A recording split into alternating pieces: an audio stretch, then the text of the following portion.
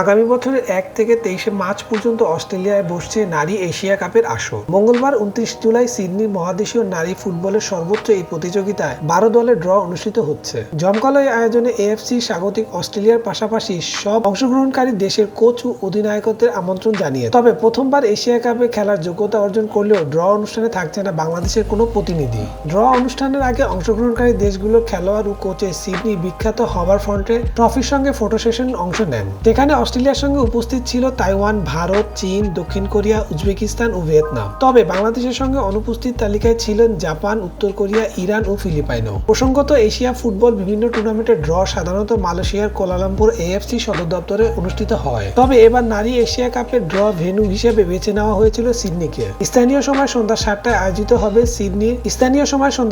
আয়োজিত হবে সিডনি হারবারের সামনে জমকালো পরিবেশে। এএফসি ড্র অনুষ্ঠানে এর আগে কখনোই বাংলাদেশ প্রতিনিধিত্ব ছিল না। এবার প্রথমবারের মতো সুযোগ মিলেও সেটি কাজে লাগাতে পারেনি বাংলাদেশ ফুটবল ফেডারেশন বাফুফের নারী ফুটবল উইংস প্রধান মাহফুজা আক্তার কিরণ এ প্রসঙ্গে কোনো মন্তব্য করতে রাজি হননি, বরং দায়িত্ব ঠেলে দিয়েছেন বাফুফের সভাপতি তাবিদ আউয়ালের কাঁধে। তার বক্তব্য, এই বিষয়ে আমি কিছুই বলতে চাই না, সভাপতিকে জিজ্ঞেস করুন। এদিকে ড্রয়ে বাংলাদেশের রয়েছে চতুর্থ পটে, ফলে একই পটে থাকা ভারত, ইরানের সঙ্গে একই গ্রুপে পড়বে না পিটার বাটলারের শিষ্যরা। তবে প্রথম পটের দল অস্ট্রেলিয়া, জাপান, উত্তর কোরিয়ার মধ্যে যে কোনো একটির মুখোমুখি হতে হবে বাংলাদেশকে। দ্বিতীয় পটে রয়েছে চীন, দক্ষিণ কোরিয়া, ভিয়েতনাম। ভাগ্য সহায় হলে অপেক্ষাকৃত সহজ প্রতিপক্ষ ভিয়েতনাম গ্রুপের জায়গা পেতে পারে লাল সবুজের জার্সিধারীরা।